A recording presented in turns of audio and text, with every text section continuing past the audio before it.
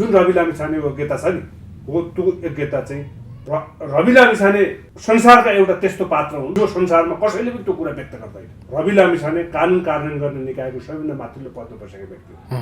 अहिले तपाईँ गएर के अरे कानुन कार्यान्वयन गर्नेको एउटा सबैभन्दा तल्लो पदमा बसेको व्यक्तिलाई पनि कुनै अनुसन्धानका विषयमा सोध्नुभयो भने त्यसले के भन्छ जब भन्न मिल्दैन भन्छ। रवि लामिछाने मात्र त्यस्तो गृहमन्त्री हो जो गृहमन्त्री नक्कली भुटानी शरणार्थी काण्ड बनाएर मुलुकका जनतालाई नक्कली शरणार्थी बनाएर विदेशमा त्यो एउटा मानव तस्करको जुन क्रिया गरेको त्यो क्रिया संसारका कुनै पनि शासकले होइन अपराधीले पनि गर्न सक्दैन। धेरै कम अपराधीले मात्र त्यो क्रिया गर्न सक्छ। तर उहाँहरू नै शासन सत्तामा जनताले स्वीकारेकै छन्। स्वीकार गरेका। अब यसमा चाहिँ के छ भने तपाईले त्यो दुईटा विषयलाई छ नि रवि लामिछाने र त्यो अपराधिकतासँग रवि लामिछाने तिनीहरूको चाहिँ के अरे एकै ठाउँमा राखेर एउटै आँखाबाट हेर्नु तुलना गर्दाखेरि के अरे भुटानी शरणार्थीको चाहिँ के अरे नेपालले भुटानी बनाएर बेच्ने र सरकारीतिर मात्रै अलिकति यसो आँखा लाउनेको बिचको एउटै स्तर चाहिँ एउटै होइन। यसमा आपराधिक आरोप लगाउनु अगाडि त जीवी राईलाई त नेपालमा ल्याउनु पर्यो नि होइन? राज्यले चाह्यो भने के सम्भव हुँदैन? अहिलेको राज्यले किन गरिरहेको छैन? तत्कालीन अवस्थामा त नेपाली कांग्रेसका महामन्त्रीहरूले सहकारी ठक भनेर रविको फाइल हल्लाउनेहरूले आज जीवी राई किन ल्याउँदैन रहेको छ? त्यसो भए आजको सरकारका प्रश्न आजको सरकार जीवी राईले संरक्षण गरेर रवि लामिछानेलाई थन्क्याउन चाहिँ के अरे प्रयासरत छ अनि जीवी राईले यो सरकारले ल्याइदिन्छ। जीवी राई ल्याइदियो भने भोलि रवि लामिछानेलाई पनि सहयोग हुन सक्नेसम्म सहकारीको चाहिँ जुन विषय छ त्यसको जवाबदेही जिम्मेवारी के अरे जीवी राईले ल्याइदियो भने रवि लामिछानेले उन्मुक्ति प्राप्त गर्ने अथवा सबै पाउने सम्भावना पनि बढेर जान सक्छ। प्रचण्डले टीआरसीसँग चाहिँ कुलमान साटे या यो सरकारले कुलमान हटाउन खोजिरहेको थियो। सुन यसमा थोरै जोडिएको प्रसङ्ग यो सरकारसँग रुष्ट भएका कुलमान या कुलमानद्वारा रुष्ट भएका मन्त्री दीपक खड्काको प्रतिशोधको लागि चाहिँ यो सरकारले टीआरसीसँग चाहिँ या शेरबहादुर देउवा र केपी ओलीले टीआरसीसँग चाहिँ प्रचण्डलाई कुलमान साटे भन्ने आरोप लगाए। प्रचण्ड त्यसको लागि त लडिरहेको जस्तो देखिँदैन। प्रचण्ड न्यायका लागि बोल्ने व्यक्ति हो। प्रचण्डको त्यो आचरण त्यो योग्यता त्यो क्षमता त्यो दक्षताले त्यो कुरालाई पुष्टि गर्छ। नेपाली जनतालाई अन्याय भयो भनेर त पटक पटक भनिरहेको छ प्रचण्डले। अनि किनिदिएको के अरे झोला कसको? कसलाई? छोरीलाई। अनि भुलकी छोरीले पाइन्छ त्यो? कालीबहादुर खामकी छोरीले पाइन्छ चप्पल पाइन्छ? अनि हो मैले भन्नु खोजेको विषय के हो भने हामी जतिको मान्छेले चाहिँ के अरे एउटा अब्स्ट्र्याक्टमा एउटा भावनामा आएर बसाउने होइन क्या। हामी प्राग्मेटिक भएर वस्तु तथ्यमा आधारित भएर प्रचण्ड हिजो पनि मुलुकको विरुद्धमा थियो आज पनि छ भन्ने तपाईँले आरोप लगाउनु भएको छ। प्रचण्ड मात्र होइन नि को छ मुलुकको हितमा सारभूत रूपमा देखिने गरी कसले क्रिया गरेको छ? सम्माननीय प्रधानमन्त्री केपी शर्मा ओली जो भ्रष्टाचारीको अनुहार पनि हेर्नुहुन्न उहाँ जस्तो मुलुकको लागि लड्ने व्यक्ति कोही छ डाक्टर साहब? कम्बोडियाले बोलाइराखेको छ के भन्नु कम्बोडियाले हेरिराखेको छ केपी ओलीलाई कम्बोडियाले गिरिबन्धुले हेरिराखेको छ। अनि गिरिबन्धुले के अरे बालुवाटार जग्गाले हेरेको छ। त्यो वाक्यलाई गिरिबन्धुले पुष्टि गर्छ। के अरे कुलमानको त्यो के अरे विद्युत प्राधिकरणको त्यो के अरे अहिलेको जुन साक्य छ नि त्यो साक्यले पुष्टि गर्छ। त्यो हितेन्द्र बहादुर साक्यले पुष्टि गर्छ। उहाँबाट नियुक्ति भएका व्यक्तिहरूले एकजना व्यक्तिले पनि कम्पिटेन्सीलाई पुष्टि गर्छ। कम्पिटेन्सीलाई पुष्टि गर्छ। मुलुकको मौलिकताका निमित्त मुलुकको इतिहासका निमित्त मुलुकको चाहिँ चरित्रका निमित्त मुलुकको राष्ट्रियताका निमित्त मुलुकको के अरे भौगोलिक अखण्डता र स्वाधीनता र स्वाभिमानका निमित्त नेपाली जनताको स्वतन्त्र स्वाभिमानका निमित्त त्यो इतिहासको त्यो मौलिक चरित्र र विरासत बोकेको के अरे एउटा त्यो त्यस्तो किसिमको सार्वभौम राष्ट्र संस्थात्मक शासन प्रणाली मुलुकको भविष्य हो आवश्यकता हो। त्यस कारणले राष्ट्र संस्थात्मक शासन प्रणाली र गणतान्त्रिक मुलक शासन प्रणालीको बिचमा तुलनै हुन सक्दैन। अहिले संसारमा देखिएका सबैभन्दा एउटा मजबुत र तथ्यगत रूपमा प्रमाणित भएको शासन प्रणाली संसदीय शासन प्रणालीको विकसित रूप कार्यकारी राष्ट्रपतिमूलक शासन प्रणाली जसले चाहिँ के अरे तपाईँको चाहिँ साग बेच्नेलाई गर्दन रेटेर पैसा असुल उपर गरेको छ। त्यो चेतनाले अनि राष्ट्रपतिमूलक शासन प्रणाली बन्द गर्न सक्छ। यो त क्रान्ति भनिरहेछन् नि यसलाई। कसले क्रान्ति? अहिलेको चलिरहेको नेपालमा क्रान्ति भनेको व्यवस्था क्रान्ति भनेको जनताको गर्दन रेटेर सर्वहारा अधिनायकत्वको नाममा सर्वहाराको संहार गरेर लुटेका पैसाले छोरीको चप्पललाई ब्याग किन्ने चेतनाले अनि मुलुकमा कार्यकारी राष्ट्रपतिमूलक शासन प्रणाली प्रभाव गर्न सक्छ। संवादमा हाम्रो साथमा हुनुहुन्छ अधिवक्ता तथा डाक्टर महेन्द्र जङ शाह छ, स्वागत छ, नमस्कार। धन्यवाद। आरामै हुनुहुन्छ? नेपाल आज द्वन्द्वबाट गुज्रिएर आएको करिब 18-20 वर्ष भइसकेको छ, तर त्यो द्वन्द्वबाट पीडित भएका जो पीडितहरू थिए, यी राज्यमा बसिरहेका पीडकहरूले अझैसम्म न्याय दिएका छैनन्। उनीहरू शरीरमा गोलीको छर्रा बोकेर हिँड्नु परेको छ, गोली बोकेर हिँड्नु परेको छ, तर आज उनीहरूलाई नै थाहा छैन कि हिजो केका लागि लडेका थिए। यो 17 वर्ष पनि टिक्न नसक्ने अवस्था, 17,000लाई मारेर ल्याएको भनिएको सङ्घीय लोकतान्त्रिक गणतन्त्रको अभिगत आज किन यस्तो भयो डाक्टर साहब, तपाईँलाई के लाग्छ? यसमा यो विषय बुझ्नुभन्दा, यो विषयमा प्रवेश गर्नुभन्दा अगाडि हामीले के बुझ्नु जरुरी छ भने यो मुलुकको शासक को छ भन्ने बुझ्न आवश्यक छ के। अहिलेको शासक सम्माननीय प्रधानमन्त्री केपी शर्मा ओली अहिलेको कन्टेक्स्टमा होइन, तपाईँले जुन 17,000 मान्छेको जुन चाहिँ रगतको चाहिँ जुन वर्षा भन्नुभयो नि, त्यसको रिलेसन कोसँग छ हेर्नुहोस् है, रिलेसन कोसँग, यसको सम्बन्ध कोसँग छ भन्ने कुरा चाहिँ हामीले बुझ्न आवश्यक छ।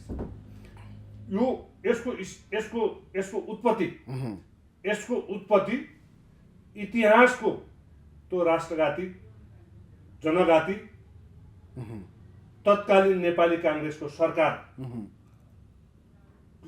मुलुकमा के अरे राज्य सञ्चालन गरेका अवस्थामा के अरे माओवादी आतङ्कवादको चाहिँ जन्मभाव हेर्नुहोस् है, त्यसको जन्मको आधार के हो भन्नुहुन्छ भने 2048 सालमा भएको निर्वाचनबाट निर्वाचित गिरिजाप्रसाद कोइरालाको नेतृत्वमा गठन भएको सरकारको परिणाम नेपालमा आतङ्कवादको जन्म भएको एउटा त्यो पृष्ठभूमि।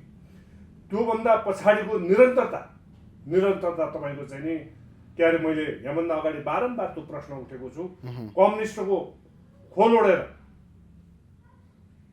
निरङ्कुशवादी तानाशाही के अरे एकदलीय तानाशाही व्यवस्थामा विश्वास गर्ने के अरे नेकपा एमालेको चाहिँ नेतृत्वमा सरकार गठन।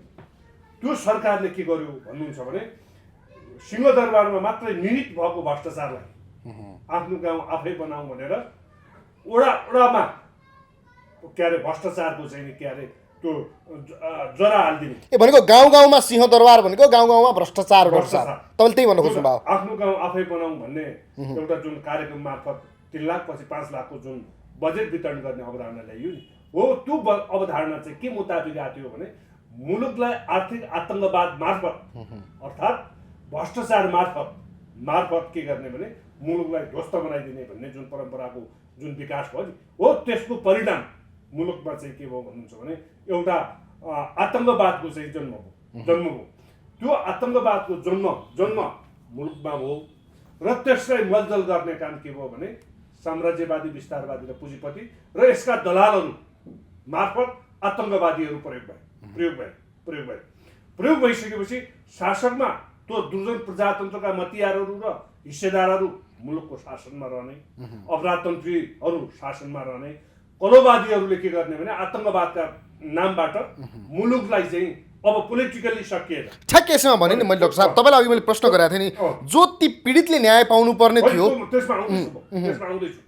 अनि त्यो के अरे तपाईँको चाहिँ नि आतङ्कवादको जो कलोवादीहरू थिए नि, कलोवादीहरूले के भयो भने र के अरे दुर्जन प्रजातन्त्रवादीहरू र अपराधतन्त्रीहरू र के अरे तपाईँको चाहिँ नि धनयुद्धको गणतन्त्रको माग राख्ने बिचको जुन समायोजनको क्रिया भयो नि, हो त्यसको परिणाम चाहिँ के भयो आज भन्नुहुन्छ भने विस्तृत शान्ति सम्झौता भएको, विस्तृत शान्ति सम्झौता 2063 साल मङ्सिर 5 गते जुन भएको छ, त्यो विस्तृत शान्ति सम्झौताका धेरै क्रियाहरू एउटा सतही रूपमा पनि समाप्त भएको अवस्था र एउटा महत्त्वपूर्ण हिस्सा जति बेलासम्म त्यो विषयलाई सम्बोधन गर्न सकिँदैन त्यति बेलासम्म चाहिँ के अरे सङ्क्रमणकालीन अवस्थाको चाहिँ अन्त्य भएको मानिँदैन। जस्तो त्यो विषय मानवाधिकारको उल्लङ्घन र मानवीय कानुनको उल्लङ्घनको प्रश्न छ नि। यसैमा एउटा प्रश्न डाक्टर साहब, जस्तो तपाईँले शान्ति सम्झौता कुरा गर्नुभयो, त्यो शान्ति सम्झौता भनेको 50 लाख टाउको मूल्य तोक्ने र तोकिनेहरूको बिचमा भएको हो, त्यो शान्ति सम्झौता जनता र नेता बिच भएको होइन जस्तो लाग्दैन तपाईँलाई? त्यही हो, त्यसैको परिणाम चाहिँ के हो? लाखौँ मूल्य तोकिने हिजो यसमा तपाईँको फेरि ठुलो फन्डामेन्टल इरर कहाँ छ भन्नुहुन्छ भने नि, यो तत्कालीन राज्य पक्ष भन्नेले नै पछि के छ भन्नुहुन्छ, के छ भने 7 दलको तर्फबाट भनेर यो के अरे एउटा एउटा चाहिँ भुइँफुट्टावादीहरूको बिचमा एउटा मुर्कुट्टाहरूको बिचमा भएको एउटा सम्झौता भयो कि मुर्कुट्टाहरूको बिचमा बिचमा एउटा सम्झौता हो। त्यसमा एक्चुअल तपाईँले चाहिँ जुन भनिरहनु खोजिरहनु भएको छ जो पीडित भन्नेका बिचमा जनताका बिचमा र त्यति बेलाको चाहिँ कुनै न कुनै तहबाट राज्य संयन्त्रमा एउटा के अरे भूमिका निर्वाह गरेको चाहिँ के अरे राज संस्थालाई पनि बाइपास गरेर के अरे बिचका मुर्कुट्टाहरूका बिचमा अझ अर्थात् के हो भन्नुहुन्छ भने दुर्जन प्रजातन्त्रवादी आयातित लोकतन्त्रवादी र धनयुक्त गणतन्त्रवादीका बिचमा एउटा जुन सहमति भयो त्यो गैर संवैधानिक के अरे गैर कानुनी जुन एउटा जुन सम्झौता भयो हो त्यो सम्झौताको परिणाम आजका पीडितहरूले न्याय प्राप्त नगर्ने एउटा त्यो किसिमको आधार। जस्तो तपाईँले भने जस्तो चाहिँ ल मानिलिउँ ती शासकहरू जो नरसंहार गर्नको लागि चाहिँ अगाडि बढे र नेपाली जनतालाई लडाएर आज यो वितण्डा मचाएर मुलुकलाई यहाँसम्म ल्याए तिनलाई रावणकै संज्ञा दिन पनि पछि नपर्ने भयो नेपाली जनता आज। तर त्यहाँनिर त विभीषणहरू पनि थिए होला, ती विभीषणहरू आज कहाँ छन्? विभीषणहरू के थियो भने विभीषणहरूको भूमिका विहीन थिए, औचित्यहीन थिए। तर सत्य या विष्णु मान्ने विभीषणहरू त निस्किनु पर्यो नि। अब होइन, त्यो युगका विभीषणहरू रहेनन्। अहिले कस्ता विभीषण रह्यो भने कमल थापाहरूले के अरे जुन भूमिका निर्वाह गर्नु पर्थ्यो नि विभीषणको, अहिले कमल थापाहरू पनि के भयो भन्दाखेरि उनीहरूको के अरे रावण आउँदा रावणको चण्डमुण्डको भूमिका निर्वाह गर्थे र राम आउँदाखेरि लक्ष्मणको भूमिका निर्वाह गर्थे हो। त्यो भूमिकामा रहेको त्यो विभीषण भनेको अहिलेका विभीषणहरू द्वैत चरित्र भएका भए। त्यो चरित्रै छैन, द्वैत चरित्र भएन। त्यो दुईटा पक्ष देखिया हुनाले हामीले द्वैत चरित्रका रूपमा परिभाषित गर्न सक्छौँ, तर उनीहरूको चरित्रै भएन क्या, चरित्रै भएन। चरित्र नभएपछि द्वैत दोस्रो र तेस्रो भन्ने त प्रश्नै रहेन। जस्तो अर्को सङ्क्रमणकालीन न्याय र जुन टिआरसी विधेयकको कुरा छ यो चाहिँ लागू हुने या जनताहरू समक्ष साँच्चीकै न्याय पाउने अवस्था भन्ने त वर्षौँदेखि चलिआएको छ। यसलाई ल्याङ्गरिङ गर्दै यसलाई एउटा सत्तामा चाहिँ आफूले भागबन्डा गरेर खानको लागि चाहिँ या बार्गेनिङ गर्नको लागि एउटा कसी बनाएर प्रचण्डले पालेर राखिरहेको जस्तो देखिएको छ।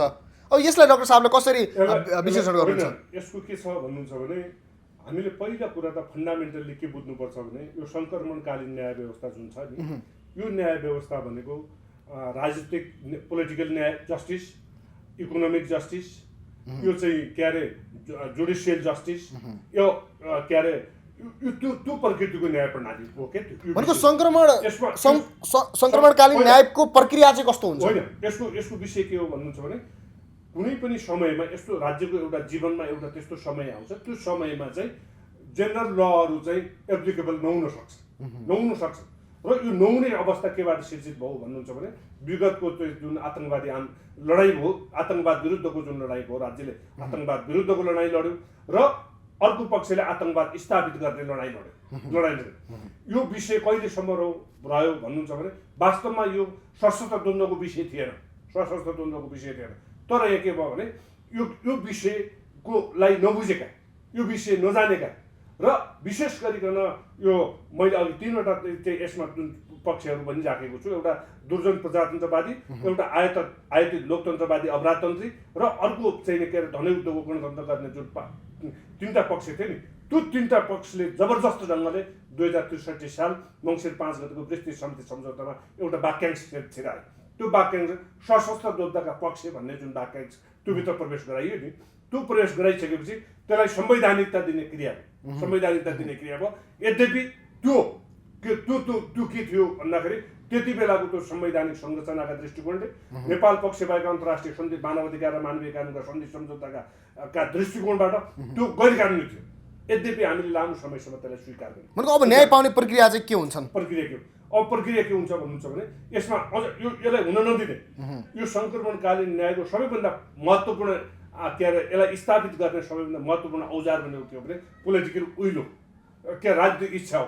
अर्थात् राजनीतिक नेतृत्वमा बसेका शासकीय नेतृत्वमा बसेका व्यक्तिहरूले चाहिँ के अरे यो सङ्क्रमणकालीन न्याय व्यवस्थालाई चाहिँ स्थापित गर्न। त्यसमा डाक्टर साहब यहाँ पनि राजनीतिको अपराधीकरण जोडियो, स्थापित गर्न र यो प्रक्रियामा प्रभावमा ल्याउन त्यो किसिमको विल जुन आवश्यक पर्छ नि त्यो आवश्यकता चाहिँ यहाँहरूमा छैन, यिनीहरूमा छैन भन्ने कुरा चाहिँ विगत 18 वर्ष पुगेर 19 वर्षको जुन रनिङ चलिराखेको अवस्था छ नि हो त्यो अवस्थाले के पुष्टि गर्यो उनीहरूको पोलिटिकल विल छैन। यसका पछाडिको इन्टेन्ट, यसका पछाडिको क्रिमिनल इन्टेन्ट चाहिँ के छ भन्नुहुन्छ भने यसमा आपराधिक के अरे यसको चाहिँ आशय के छ भन्नुहुन्छ भने त्यति बेलाका दुईटा पक्ष भनेर त्यसलाई डिफाइन गरियो भने त्यसलाई दुईटा पक्ष भनेर डिफाइन गरियो भने एउटा तत्कालीन आतंकवादी नेतृत्व के अरे चाहिँ पुष्पकमल दाहाल प्रचण्डको नेतृत्वमा रहेको एउटा आतंकवादी समूहलाई एउटा अर्को पक्ष भनेर परिभाषित गरियो र अर्को पक्ष कसलाई मानियो भन्दाखेरि मानिनुपर्ने इनफ्याक्ट मानिनुपर्ने को भन्दाखेरि नम्बर 1 मा गिरिजाप्रसाद कोइराला, गिरिजाप्रसाद कोइरालाको नेतृत्वको सरकार छ नि हो त्यसमा जवाबदेही र जिम्मेवारको विषय। दोस्रो शेरबहादुर देउवाको प्रश्न हो, मनमोहन अधिकारीको सरकारको नेतृत्व, शेरबहादुर देउवाको नेतृत्वको सरकार हो, कृष्णप्रसाद भट्टराईहरूको, सूर्यबहादुर थापाहरूको, लोकेन्द्रबहादुर चन्दहरूको, कृष्णनिधि विष्ट र के अरे तुलसी गिरीहरूको जुन नेतृत्वको सरकार छ नि हो त्यो सरकार चाहिँ अहिलेको डेफिनेसन अनुसार त्यो चाहिँ राज्यको अर्को पक्ष हो। अनफर्चुनेटली अहिले के जस्तो देखाइएको छ यसलाई भन्दाखेरि एउटा पक्ष माओवादी तत्कालीन आतंकवादीको नेतृत्वको पक्ष र अर्को पक्षलाई नेपाली सेनालाई मात्रै छुट्याएर यो अर्को पक्ष त नेपाली सेना हो भन्ने किसिमको भाष्य तयार गरेर यो जुन नेपाली काङ्ग्रेस र नेकपा एमाले विशेष गरिकन जुन त्यति र राष्ट्रिय प्रजातन्त्र पार्टीको तीनटा पार्टीको जुन नेतृत्वमा सरकार गठन भयो नि हो त्यो नेतृत्व एउटा अर्को पक्ष हुनुपर्नेमा के भयो भने अहिले होइन त्यो त्यस्तो भाष्य तयार नगरिकन कस्तो किसिमको संरचनात्मक ढङ्गले के गरियो भने त्यो नेपाली सेनालाई मात्रै सेन्टरमा राखेर अन्तिममा के निष्कर्ष निकालिएको यो अभ्यासबाट देखिन्छ भने नेपाली सेनाका केही अवकाश प्राप्तहरूलाई कारबाही गर्ने गरी यो सङ्क्रमणकालीन न्यायको प्रभावलाई चाहिँ प्रयोगीकरण गर्ने क्रिया भएको छ है। त्यसकारण मैले भन्न खोजेको विषय केनेर हो भने कहाँनिर हो भने अब यसलाई पोलिटिकल्ली यसलाई एड्रेस गर्यो डाक्टर साहब सङ्क्रमणकालीन न्याय जुन सतहमा देखिएको छ यो फर्जी हो। यो अर्थात् के हो भन्नुहुन्छ भने अहिले सङ्क्रमणकालीन न्यायका सम्बन्धमा जस्तो संयुक्त राष्ट्रले 2003 मा चाहिँ के गरेको छ भने एउटा रिजोल्युसन पास गरेको छ।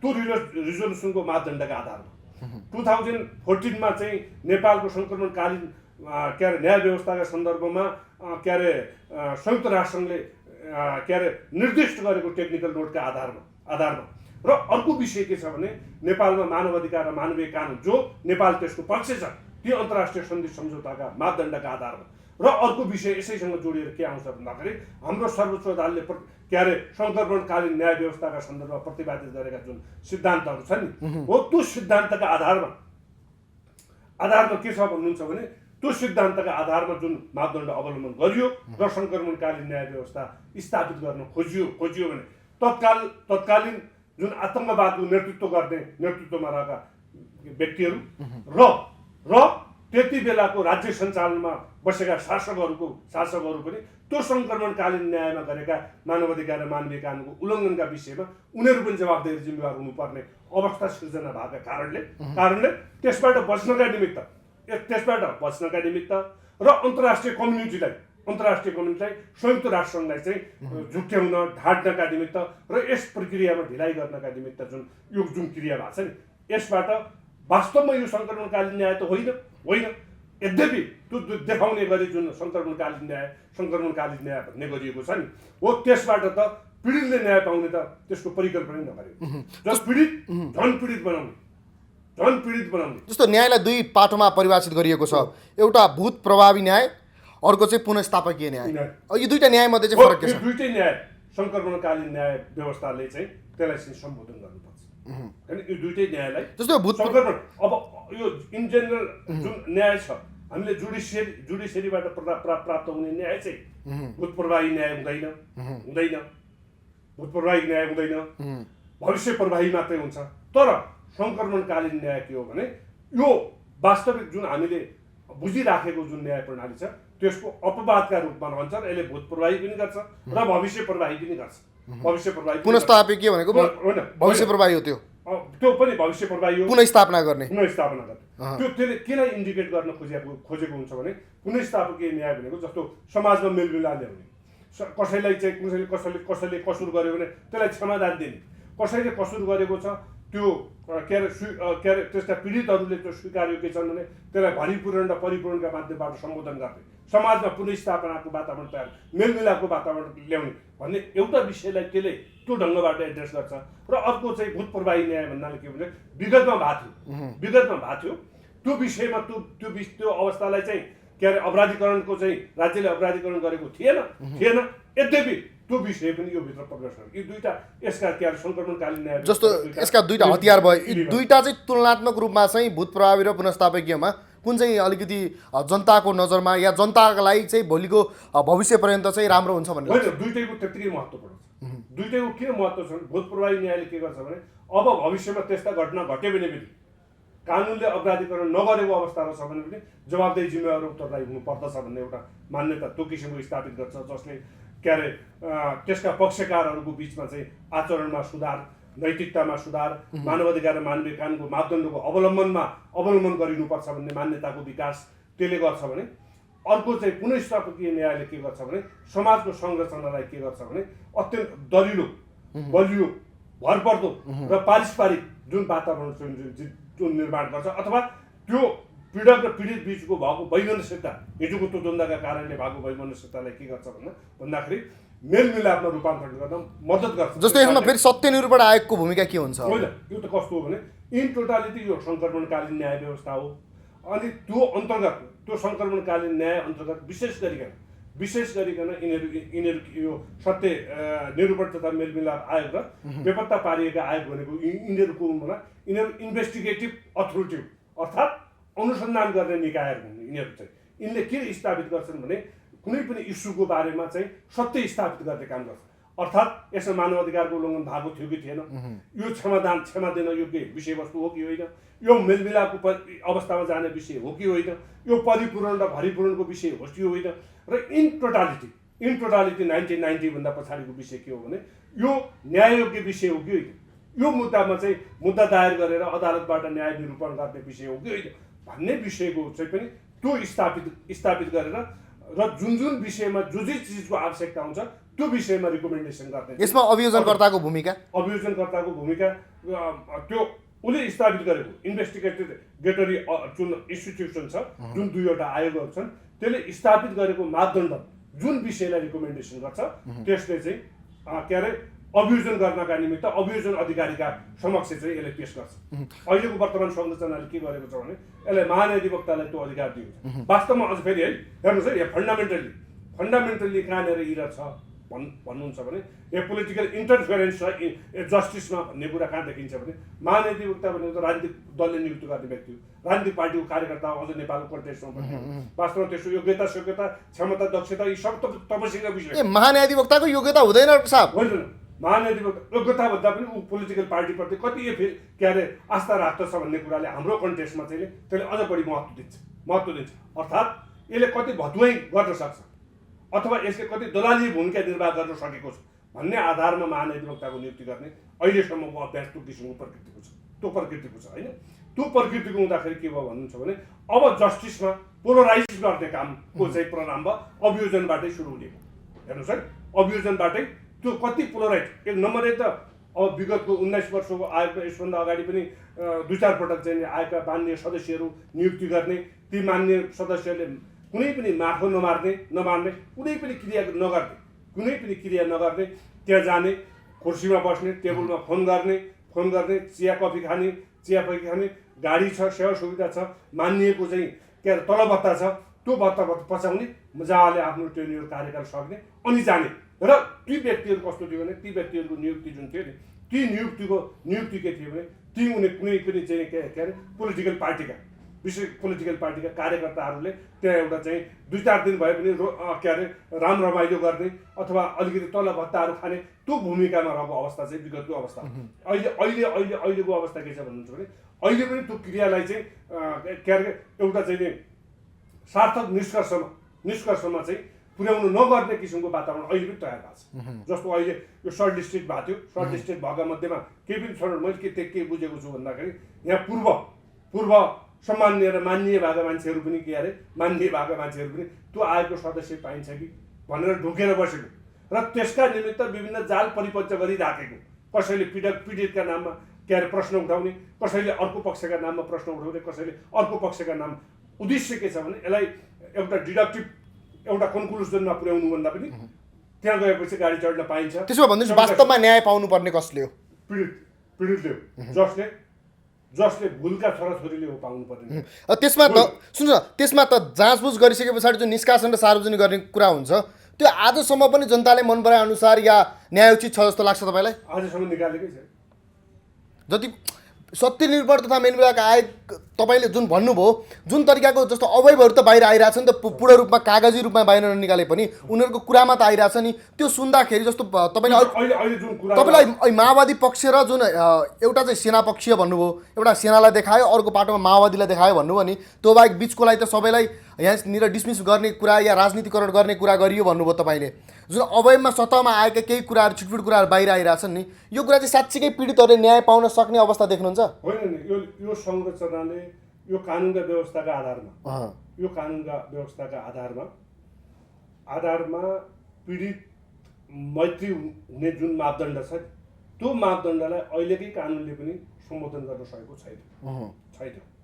यो सम्बोधन गर्न नसक्दाखेरिको सम्भावना के हुन्छ भन्दाखेरि अपराधीहरू के अरे राजनीतिक आवरणमा उन्मुक्ति प्राप्त गर्ने र त्यति बेलाको लेजिटिमेट अर्डरलाई चाहिँ क्रियान्वयन गर्ने।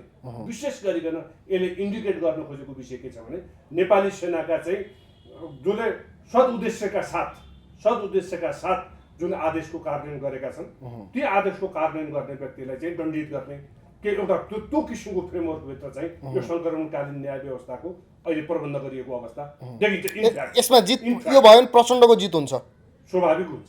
प्रचण्डको जित हुन्छ, शेरबहादुर देउवाको जित हुन्छ, खड्गप्रसाद ओली अगाडिदेखि नै मोहरा त प्रचण्ड भयो यसमा पनि हो। यिनीहरूको जित हुन्छ र बिचारा सुरक्षाकर्मी जो आदेश पालक छ। तर यद्यपि यसमा पनि हेर्नुहोस् है, यस्तो किसिमको अवस्था छ कि मैले फेरि बारम्बार त्यो शब्दको नामाकरण लिन मैले चाहदिनँ, तर अहिले म के बाध्य भएँ भन्नुहुन्छ भने तपाईँको तनहुँकी सीता कोइनीको श्रीमानको हत्या गर्ने तत्कालीन नेपाली सेनाका बाबुराम श्रेष्ठहरू मेजरबाट उपरति भएर अहिले घर बसेका छन्। हेर्नुहोस् है, यो विडम्बना छ। त्यो विषयमा अझ म भन्छु, सम्मानित सर्वोच्च अदालतका माननीय 3 जना न्यायाधीशले गरेको फैसला बाबुराम श्रेष्ठलाई यो अभियोजन अनुसन्धानका निमित्त यो विषय योग्य छ है, यसलाई सङ्क्रमणकालीन न्याय व्यवस्था अथवा द्वन्द्वको नामाकरण गरिनु हुँदैन भनेर सिद्धान्त प्रतिपादन भएको मुद्दाको विषयमा अहिले बाबुराम श्रेष्ठ मेजरबाट उपरति भइसकेपछि उपरति भएर अहिले घर बसेको अवस्था छ। अनि अर्को विषय, परशुराम शर्माले नेपालगञ्जमा पश्चिम पीर्तना गठन भइसकेपछि सबभन्दा पहिला गएर अपरेसन अधिकृतको भूमिका निर्वाह गरेको परशुराम शर्मा, जसले चिन्तामणि शर्मा नेकपा माओवादीकी चाहिँ सांस्कृतिक मञ्चकी एउटा चेलीलाई शोषण गरेको जुन विषय छ, त्यो शोषण गरेर आज बिहान मात्रै मैले के सुन्दै थिएँ भने त्यो परशुराम शर्मासँग सँगै काम गरेका त्यहाँका केही अधिकृतहरूले मलाई चाहिँ के भन्दै थिए तपाईँको चाहिँ भन्दाखेरि त्यो केटीको अहिले घर पनि हालिदिएको छ अरे परशुराम शर्माले। हो त्यस्ता जुन घटनाहरू हो, ती मूल अपराधीहरू के अरे यो सङ्क्रमणकालीन न्याय व्यवस्थाको संरचनाबाट बाहिर राखेर जसले के अरे सद्भावका साथ आतङ्कवादका विरुद्धमा लडाइँ लडेको छ, ती लडाइँ लडेको व्यक्तिलाई दण्डित गर्ने। जस्तो तपाईँले अर्को पनि भनिदिन्छु, रत्नप्रकाश थापाले सङ्क्रमणकालीन सैनिक वर्दीलाई नै आधार बनाएर नेपाली सेनामा 3वटा नागरिकता पेश गरेको छ। 3वटा नागरिकताका 3वटा जन्ममिति पेश गरेको सेनाको वर्दीका आधारमा। त्यो विषयलाई उच्च अदालतको फैसलाले पुष्टि गर्छ। त्यस कारणले अर्को विषय पनि तपाईँले चोरी डाकाको फरार प्रतिवादी अहिले नेपाली सेनामा कानुन विभागमा चाहिँ प्रमुख सेनानी भएर बसेको अवस्थामा छ। त्योको यदुनाथ गिरीको जागिरले वादी नेपाल सरकार र प्रतिवादी राजकुमार रञ्जितकार भएको विषय हो। त्यस कारण मैले भन्न खोजेँ त्यो मान्छे अहिले नेपाली सेनामा छ, त्यो मान्छे। त्यस कारण मैले भन्न खोजेको के हो भनेको जुन संरचना अहिले निर्माण गरिँदैछ यो संरचनाले निर्दोषलाई चाहिँ दण्डित गर्ने, दोषीहरूलाई उन्मुक्ति दिने तपाईँको लडाइँ यही विरुद्धको मैले भने। अब त्यस कारणले अब के हुन्छ भन्नुहुन्छ भने अबको सङ्क्रमणकालीन न्याय व्यवस्थामा नेपालले त्यसलाई स्थापित गर्न सक्दैन। त्यस कारणले हामी संयुक्त राष्ट्रसङ्घका सदस्य देश हौँ। त्यस कारण मेरो निवेदन गराइ के छ भन्नुहुन्छ भने अब यो सङ्क्रमणकालीन न्याय व्यवस्था 19 वर्षमा सम्बोधन गर्न सकेन। नसकेको कारणले अब के गर्नुपर्छ भने संयुक्त राष्ट्रसङ्घले यसलाई इन्टरफेयर गर्नुपर्छ र संयुक्त राष्ट्रसङ्घको नेतृत्वमा र संयुक्त राष्ट्रसङ्घको जस्तो एउटा चाहिँ इम्पार्सियल इन्डिपेन्डेन्ट र कम्पिटेन्ट निकायले यो सङ्क्रमणकालीन न्याय व्यवस्थालाई चाहिँ एउटा तराजुमा राखेर जोख्नु पर्दछ भन्ने मेरो त्यो निवेदन गराइ चाहिँ आम नेपाली के अरे यो अन्तर्राष्ट्रिय कम्युनिटीलाई पनि र नेपालका सन्दर्भमा पनि र यसका विषयमा मैले के गर्ने विचार गरेको छु भन्नुहुन्छ भने म 2-4 जना विद्युत साथीहरूसँग छलफल गर्छु, बस्छु, यो विषयमा गरिसकेपछि त्यो डाक्टर साहब फाइल चाहिँ के को होइन, यो पनि सङ्क्रमणकालीन न्याय व्यवस्थाको मैले विश्वको सङ्क्रमणकालीन न्याय व्यवस्थाको एउटा स्क्यान लिने प्रयास गरेको छु। जस्तो तपाईँको चाहिँ अर्जेन्टिनाको विषय, चिलीका विषय, ग्वाटेमालाका विषय, पनामाका विषय, कोलम्बियाका विषय, कम्बोडियाका विषयमा के अरे तपाईँको नाइजेरियाका विषयमा, श्रीलङ्काको विषयमा, इभन भारतको चाहिँ इन्डियाको विषयमा त्यसपछि तपाईँको चाहिँ के अरे फिलिपिन्सका विषयमा, अफ्रिकाका विशेष गरिकन त्यो मालीका विषयमा, चाडका विषयमा यो विषय के हो भन्नुहुन्छ भने इन्टरनेसनल स्ट्यान्ड गरेको छु मैले त्यो विषयमा। त्यस कारणले आइसिटिवाईका सन्दर्भमा, रुवान्डाका विषयमा, युगान्डाका विषयमा, पूर्वी युगोस्लाभियाका विषयमा, जर्मनका विषयमा जुन सङ्क्रमणकालीन न्याय व्यवस्थालाई सम्बोधन गर्न जुन मेकानिजम हामीले जुन सत्य निरूपण तथा मेलमिलाप आएको बेपत्ता पारिएका व्यक्तिहरूको जुन अभ्यास पनि राखेका छौँ त्यो अभ्यासहरूलाई एउटा स्ट्यान्ड गरेको दस्तावेज हो यो दस्तावेज। त्यस कारणले मैले अब नेपालमा के अवस्था सिर्जना भयो भने नेपालको अहिले जुन शासकीय योग्यतामा बसेका व्यक्तिहरू छन् त्यो योग्यतामा बसेका व्यक्तिहरूबाट अब सङ्क्रमणकालीन न्याय व्यवस्थालाई सम्बोधन हुन सक्दैन। त्यस कारणले संयुक्त राष्ट्रसङ्घले चाहिँ यसमा इन्टरफेयर गरेर सम्बोधन हुन सक्दैन कि सही सम्बोधन हुन सक्दैन? सम्बोधनै हुन सक्दैन। त्यो अयोग्यता 19 वर्षसम्म एउटा सामान्य विषय के अरे जसका के अरे यो मुलुकको परिवर्तनका निमित्त जसले गोली खाएका थिए, तर यसको लागि प्रवाह गरेका थिए। सुन्नुहोस् न, बाहिरको अवयवलाई हेर्दा, बाहिरको राजनीति हेर्दा त प्रचण्ड केही समय अगाडि विवाद आएको थियो। प्रचण्डले टिआरसीसँग चाहिँ कुलमान साटे या यो सरकारले कुलमान हटाउन खोजिरहेको थियो। सुन्नु, यसमा थोरै जोडिएको प्रसङ्ग, यो सरकारसँग रुष्ट भएका कुलमान या कुलमानद्वारा रुष्ट भएका मन्त्री दीपक खड्काको प्रतिशोधको लागि चाहिँ यो सरकारले टिआरसीसँग चाहिँ या शेरबहादुर देउवा र केपी ओलीले टिआरसीसँग चाहिँ प्रचण्डलाई कुलमान साटे भन्ने आरोप लगाए। प्रचण्ड त्यसको लागि त लडिरहेको जस्तो देखिँदैन। यसमा के हो भन्नुहुन्छ भने प्रचण्ड त्यसमा लडिराखेको होइन, त्यसबाट आफूले कसरी उन्मुक्ति प्राप्त गर्न सकिन्छ भन्ने मुख्य कन्सर्न चाहिँ प्रचण्ड हो। के प्रचण्डले उन्मुक्ति पाउने अवस्था छैन? यसो एउटा कुरा तपाईँले म बडो विनम्रतापूर्वक निवेदन गरेँ, प्रचण्ड न्यायका लागि बोल्ने व्यक्ति हो। प्रचण्डको त्यो आचरण, त्यो योग्यता, त्यो क्षमता, त्यो दक्षताले त्यो कुरालाई पुष्टि गर्छ। नेपाली जनतालाई अन्याय भयो भनेर त पटक भनिरहेको छ प्रचण्डले। अनि किनिदिएको के अरे झोला कसको? कसलाई? छोरीलाई। अनि भुलकी छोरीले पाइन्छ त्यो? कालीबहादुर खामकी छोरीले पाइन्छ चप्पल पाइन्छ?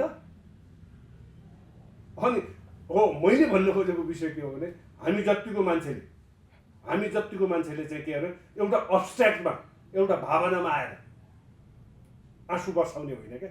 हामी प्राग्मेटिक भएर वस्तु तथ्यमा आधारित भएर भएको प्रचण्ड हिजो पनि मुलुकको विरुद्धमा थियो, आज पनि छ भन्ने तपाईँले आरोप लगाउनु भएको छ। प्रचण्ड मात्र होइन नि, को छ मुलुकको हितमा? मुलुकको हितमा सारभूत रूपमा देखिने गरी कसले क्रिया गरेको छ? सम्माननीय प्रधानमन्त्री केपी शर्मा ओली, जो भ्रष्टाचारीको अनुहार पनि हेर्नुहुन्न, उहाँ जस्तो मुलुकको लागि लड्ने व्यक्ति कोही छ डाक्टर साहब? कम्बोडियाले बोलाइराखेको छ, कम्बोडियाले हेरिराखेको छ, केपी ओलीलाई कम्बोडियाले गिरिबन्धुले हेरिराखेको छ, ठुला आँखा पारेर। अनि गिरिबन्धुले के अरे बालुवाटार जग्गाले हेरेको छ। आज बिहान के अरे अर्को समकक्षी, अलि अगाडिको समकक्षी माधव नेपालको के अरे गोप्यमा चाहिँ औतियाले के अरे बयान लियो पतञ्जली जग्गाको विषयमा हुने आज। अनि त्यो तपाईँले भनिराखेको चाहिँ एउटा भावनात्मक वाक्य जुन छ त्यो वाक्यलाई गिरिबन्धुले पुष्टि गर्छ। अनि यो के अरे कुलमानको त्यो के अरे विद्युत प्राधिकरणको त्यो के अरे अहिलेको जुन साक्य छ नि त्यो साक्यले पुष्टि गर्छ। त्यो हितेन्द्र बहादुर साक्यले पुष्टि गर्छ। उहाँबाट नियुक्ति भएका एकजना व्यक्तिले पनि कम्पिटेन्सीलाई पुष्टि गर्छ, कम्पिटेन्सीलाई पुष्टि गर्छ। अहिलेको शिक्षा मन्त्री पुष्टि गर्नुहुन्छ त्यो। सडकमा आन्दोलनमा भएका शिक्षकहरूलाई घर पठाइसक्नुभयो। कसले? शिक्षा मन्त्रीले। कहाँ पठाउनु भएको? त्यो त नक्कली दस्तावेज हो। हेर्दै जाउँ न, अहिले दुई तिन महिना हेर्नु देख्छु। फेरि आउँछन् शिक्षकहरू। कसले? कहाँ पुष्टि हुन्छ? यिनीहरूले इतिहासमा कतिवटा सम्झौता गरे, कोसँग सम्झौता गरे हेर्नु भएको छैन। यी शिक्षकसँग होइन गत वर्ष के अरे प्रचण्डले सम्झौता गरेको। अर्को वर्ष शेरबहादुर देउवाले गर्ने। शेरबहादुर देउवाले गर्छ। त्यस कारणले त हामीले यो शासन व्यवस्था टपरीवादी शासन व्यवस्था हो, नक्कली हो, अर्थात् अपराधतन्त्री हो भन्ने त भन्यौँ त। त्यसो अबको भविष्य के त के हुन्छ? केका सन्दर्भ? अब देशको सन्दर्भमा, नेपालको राजनीतिको सन्दर्भमा अबको भविष्य भनेको राष्ट्र संस्थात्मक शासन प्रणाली भविष्यका सन्दर्भ। अब यसको स्थापनाको सन्दर्भमा, कसको राष्ट्र संस्था पुनर्स्थापनाको सन्दर्भमा त्यस कारणले भनेको त्यसको सन्दर्भ हो। अबको सन्दर्भ भनेको, अबको भविष्य भनेको राजन शासन प्रणाली हो, अर्थात् राष्ट्र संस्थात्मक शासन प्रणाली। अब यो मुलुकको भविष्य, किनभने अब यहाँबाट अन्त तल जाने अझ ठाउँ छैन क्या। अब तल जाने अहिले मान्छेलाई राजामा फर्किने भए राणामै फर्क्यौँ भन्ने पनि एउटा जमात देखिन थाल्यो। होइन राणामा होइन, कसले भने? सामाजिक सञ्जालमा भन्छन् नि। बुझेकै छैन त्यो चेतनासँग। तपाईँ हामीले क्या छलफल गर्न योग्य विषय हो र त्यो? ती चेतना नभएकाहरू हुन्। कसले? त्यो त असन्तुलित मान्छे, असन्तुलित दिमाग भएको अपराधीहरूले बोल्ने विषय हो त्यो विषय चाहिँ। तपाईँ हामीले कहाँ बोल्नु? पढे लेखेका विद्वान भन्नेहरूले विद्वान होइन, यस्ता शब्द बोल्छन्। पनि आवश्यक चाहिन्न। त्यसले सामान्य चेतनाले पनि त्यसले अस्वीकार गर्छ, खारेज गर्छ त्यसले। र एउटा विषय के हो भन्नुहुन्छ भने, अब 8 क्लास पढेका व्यक्तिले शासकीय योग्यता जुन छ नि, त्यो योग्यता भन्न चाहिँ सक्दैन। भनेको केपी ओली प्रधानमन्त्रीजी नामै किन लिनु पर्यो? योग्यता छैन। 8 क्लास पढेका 10 क्लासमा फेल हुने अनि चिट चोरेर एमएको सर्टिफिकेट ल्याउने, म प्रेग्नेन्ट छु भन्ने सधैँभरि टोयलेटतिर गए। अस्ति एउटा कुनै नेतृत्वले, बडो क्रान्तिकारी नेतृत्वले एउटा स्टाटस के लेखेको थिइन् भने, के अरे शिक्षक आन्दोलनको बारेमा चाहिँ उहाँले एउटा सामाजिक सञ्जालमा लेख्नु भएको छ। एउटा सामान्य टिचरले फर्चुनेटली उहाँहरू दुईजना चाहिँ यो कानुनको स्नातक तहको चाहिँ परीक्षामा सँगै हुनुहुँदो रहेछ। त्यो मुलुक परिवर्तन गर्ने भाग बोकेकी ती नेतृत्वको हरकतका बारेमा सामाजिक सञ्जालमा एउटा स्टाटस लेख्नु भएको थियो। सँगै जाँच दिएका थियौँ। आधी घन्टा पछाडि आउनुभएको हो। उहाँ पिसाब फेर्न कतिचोटि जानुभयो र उहाँले त्यहाँ हरकत के गर्नु। अहिले तपाईँलाई थाहा छ, अहिले परीक्षा जुन बिए एमएको परीक्षा हुन्छ नि, विशेष गरिकन हिजो बुर्जुवा शिक्षा हो भन्ने व्यक्तिहरूले अहिले जाँच दिने ठाउँ र त्यहाँका क्याम्पसहरूलाई गरेको प्रभाव चाहिँ सुन्नु भएको छैन। छुट्टै कोठामा जाँच दिने प्रबन्ध मिलाइयोस् भन्ने त्यहाँको के अरे सुपरिन्टेन्डेन्ट त्यहाँको क्याम्पस चिफहरूसँग अनुरोध भइजाने रहेछ। त्यस कारण अबको योग्यता भनेको के हो भन्नुहुन्छ भने, शासकीय योग्यता। अब यो जुन 30-35 वर्षमा जुन एउटा योग्यता स्थापित भयो नि, अब त्यो योग्यताले उत्तर आधुनिक कालको चेतनालाई चाहिँ प्रभावीकरण गर्न सक्दैन र स्वर्णिम चेतनाले एउटा परिवर्तनको जुन सदिच्छा राखेको छ, त्यो सदिच्छा चाहिँ अब परिवर्तन हुन्छ भन्ने हाम्रो भविष्य।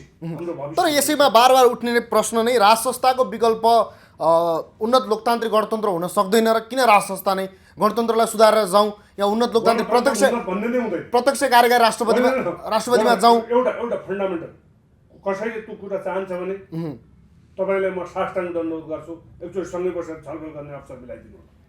छलफल गर्नुहुन्छ? छलफल गरौँ न। किताबै राखेर गर्ने भेट गरौँ न, अभ्यासै हेरेर गर्ने भेट गरौँ न, शास्त्रलाई राखेर अगाडि चाहिँ छलफल गर्ने भेट गरौँ न। तर विषय के हो भन्नुहुन्छ भने, गणतन्त्र भन्ने उन्नतै हुन्न। तपाईँ अहिले हेर्नुहोस् न, अहिले पनि तपाईँ के हेर्नुहोस् भन्नुहुन्छ भने, गणतान्त्रिक शासन व्यवस्था जति बेला राष्ट्र संस्थाको शासन प्रणाली फ्रान्सको हैसियत के थियो, अहिले बेलायतको हैसियत के छ, जापानको हैसियत के छ, अहिले स्क्यान्डिनेभियन देशहरूको हैसियत के छ, अहिले गणतान्त्रिक शासन प्रणाली भएका देशहरूको हैसियत के छ। तपाईँले इभेन सर्वोच्च के अरे सबैभन्दा महाशक्ति अमेरिकाको निर्वाचनमा भएको खर्च विश्वमा कुन देशले त्यो खर्च धान्न सक्छ? र त्यहाँ त्यो एलन मस्क जस्ता व्यक्तिहरू त्यो निर्वाचनमा के भूमिका निर्वाह हुन्छ? सारथी हो। अब के छ भन्नुहुन्छ भने मुलुकको मौलिकताका निमित्त, मुलुकको इतिहासका निमित्त, मुलुकको चाहिँ चरित्रका निमित्त, मुलुकको राष्ट्रियताका निमित्त, मुलुकको भौगोलिक अखण्डता र स्वाधीनता र स्वाभिमानका निमित्त, नेपाली जनताको स्वतन्त्रता स्वाभिमानका निमित्त यो इतिहासको त्यो मौलिक चरित्र र विरासत बोकेको एउटा त्यो त्यस्तो किसिमको सार्वभौम राष्ट्र संस्थात्मक शासन प्रणाली मुलुकको भविष्य हो, आवश्यकता हो। त्यस कारणले राष्ट्र संस्थात्मक शासन प्रणाली र गणतान्त्रिक मूलक शासन प्रणालीको बिचमा तुलनै हुन सक्दैन। अझ इतिहासमा त्यो एउटा प्रणालीका रूपमा परिभाषित गरे केही विद्वानहरूले आज त्यो तथ्यले के स्थापित गर्यो भने बेलायतसँग अमेरिकाको तुलनै हुन सक्दैन, तुलनै हुनै सक्दैन। मानवाधिकारका दृष्टिकोणमा बेलायतसँग अमेरिकाको तुलना हुँदैन। मानवाधिकारका नागरिक स्वतन्त्रताका सन्दर्भमा, मानवाधिकारका सन्दर्भमा, प्रजातान्त्रिक हक अधिकारको उपभोगका सन्दर्भमा, सुशासनका सन्दर्भमा, विकासका सन्दर्भमा, परिवर्तनका सन्दर्भमा अमेरिका र बेलायतको तुलनै हुन सक्दैन। अहिले तपाईँको चाहिँ नागरिक स्वतन्त्रताका सन्दर्भमा बेलायत र चाहिँ चीनको तुलना हुनु तुलनै हुन सक्दैन। त्यस कारणले के हो भन्नुहुन्छ भने गणतान्त्रिक शासन प्रणाली र राष्ट्रतान्त्रिक शासन प्रणालीको बिचमा कुनै पनि तुलना हुन सक्दैन। गणतान्त्रिक शासन व्यवस्था भनेको गणतन्त्रात्मक शासन प्रणाली र राष्ट्रतान्त्रिक शासन प्रणाली भएको हुनाले यो उन्नत भन्ने शब्द नै त्यहाँ हुँदैन। उन्नत भन्ने शब्द त्यहाँ हुँदैन। उन्नत भन्ने शब्द नै हुँदैन। भनेको प्रत्यक्ष कार्यकारी राष्ट्रपति प्रधानमन्त्री तपाईँले जुन भन्नुभयो बेलायत र अमेरिकाको तुलना गर्नुभयो, यदि नेपालको आज अवस्था भनेको अमेरिका जस्तै हो होइन? खर्च थ्याक्ने कुरा तपाईँले गर्नुभयो नि, अमेरिकामा प्रत्यक्ष कार्यकारी राष्ट्रपतिको कुरा गर्दै गर्दाखेरि चाहिँ कार्यकारी राष्ट्रपति भन्ने विषय र संसदीय व्यवस्था जुन प्रधानमन्त्री कार्यकारी हुने व्यवस्था छ नि, यसका लागि चेतना चाहिन्छ। जनताको गर्दन रेटेर छोरीको चप्पल किनिदिने चेतनाले कार्यकारी मूलक शासन व्यवस्थालाई प्रभाव गर्न सक्छ? भनेको प्रचण्डले जुन कुरा भनिरहेछन् यो सबै भ्रम हो। तपाईँ कस्तो हेर्नुहोस्, म राजनीतिशास्त्रको विद्यार्थी हो। बेलायतको संसदीय व्यवस्था र अमेरिकाको राष्ट्रपतिमूलक शासन व्यवस्था अत्यन्त मेहनतका साथ पढेको छु। अहिले संसारमा देखिएका सबैभन्दा एउटा मजबुत र तथ्यगत रूपमा प्रमाणित भएको शासन प्रणाली संसदीय शासन प्रणाली। संसदीय शासन प्रणालीको विकसित रूप कार्यकारी राष्ट्रपतिमूलक शासन प्रणाली जसले संसदीय व्यवस्थाको प्रभावलाई गति दिन सकेको छैन, त्यसले कार्यकारी मूलक शासन व्यवस्थालाई प्रभाव दिन सक्छ? जसले चाहिँ तपाईँको चाहिँ साग बेच्नेलाई गर्दन रेटेर पैसा असुल उपर गरेको छ, त्यो चेतनाले पनि राष्ट्रपतिमूलक शासन प्रणाली बन्द गर्न सक्छ? यो त क्रान्ति भनिरहेछ नि यसलाई। कसले क्रान्ति? अहिलेको चलिरहेको नेपालमा चलिरहेको क्रान्ति भनेको व्यवस्था, क्रान्ति भनेको जनताको गर्दन रेटेर सर्वहारा अधिनायकत्वको नाममा सर्वहाराको संहार गरेर लुटेका पैसाले छोरीको चप्पललाई ब्याग किन्ने चेतनाले अनि मुलुकमा कार्यकारी राष्ट्रपतिमूलक शासन प्रणाली प्रभाव गर्न सक्छ? नेपालका शीर्ष, त्यसो भए भनिदिनुहोस्, नेपालका शीर्ष नेताहरूमध्ये चाहिँ अहिले एउटा विचारै नभएको, अवधारणै नभएको, नेपालको लागि चाहिँदै नचाहिने, मुलुकले खोज्दै नखोजेको र नेपालको व्यवस्था नेपाली जनताले धान्नै नसक्ने नेता को होइन? यो त कोही पनि छैन। को देखिएछ? त्यस कारणले त तपाईँ हामी यहाँ साक्षात्कार गर्दैछौँ। त्यस कारणले त हामी इस्टाब्लिस हुनुपर्छ भन्ने मान्यता राख्दैछौँ। त्यस कारणले तपाईँ हामी यहाँ छौँ क्या। अहिले डाक्टर महेन्द्रजन शाह नेपाली राजनीतिमा भयो र सक्रिय राजनीतिमा सांसद बन्यो या भोलिको दिनमा प्रधानमन्त्री बन्यो भने के काम गर्नुहुन्छ तपाईँ? म सबभन्दा पहिला यो राज्यबाट कुनै पनि सेवा सुविधा लिन्न, राजनीतिक सेवा भन्ने तथ्य स्थापित गर्छु। सेवा सुविधा लिन्न प्रधानमन्त्री भए पनि? आजका मिति प्रधानमन्त्री होइन, जे भन्नुहोस् न, म राजा भए पनि लिन्न। मैले के भनेको छु, के कमिटमेन्ट गरेको छु भन्नुहुन्छ भने मैले राजनीति गरेँ भने राष्ट्र संस्थात्मक शासन त्यो हस्ताक्षर गर्ने क्रियामा जुन रवि लामिछानेको योग्यता छ नि, हो त्यो योग्यता चाहिँ प्रदर्शित हुन्छ। रवि लामिछाने संसारका एउटा त्यस्तो पात्र हुन् जो संसारमा कसैले पनि त्यो कुरा व्यक्त गर्दैन। जस्तो रवि लामिछाने कानुन कार्यान्वयन गर्ने निकायको सबैभन्दा माथिल्लो पदमा बसेको व्यक्ति हो। अहिले तपाईँ गएर के अरे कानुन कार्यान्वयन गर्नेको एउटा सबैभन्दा तल्लो पदमा बसेको व्यक्तिलाई पनि कुनै अनुसन्धानका विषयमा सोध्नुभयो भने त्यसले के भन्छ जवाब थाहा छैन होइन भन्न मिल्दैन भन्छ। रवि लामिछाने मात्र त्यस्तो गृहमन्त्री हो जो गृहमन्त्री फाइल निकालिदिन्छु भनेर उभिन्छ। अनि त्यो योग्यता त्यसैले त्यो योग्यताको हामीले चर्चा गर्नु हुँदैन, त्यो चर्चा गर्न लायक होइन। तर राजनैतिक योग्यतालाई त भोलि सुधार र त्यसलाई म भन्दैछु त्यसका विषयमा। त्यसपछि हामीले के बुझ्न जरुरी छ भने तुलना पनि हुँदैन। जस्तो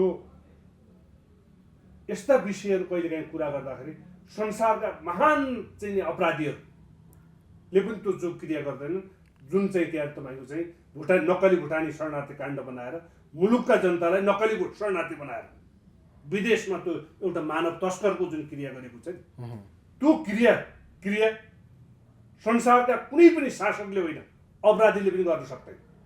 धेरै कम अपराधीले मात्रै त्यो क्रिया गर्न सक्छन्, जो यहाँ घटना सम्भव। तर उहाँहरू नै शासन सत्तामा जनताले स्वीकार गरेका छन्।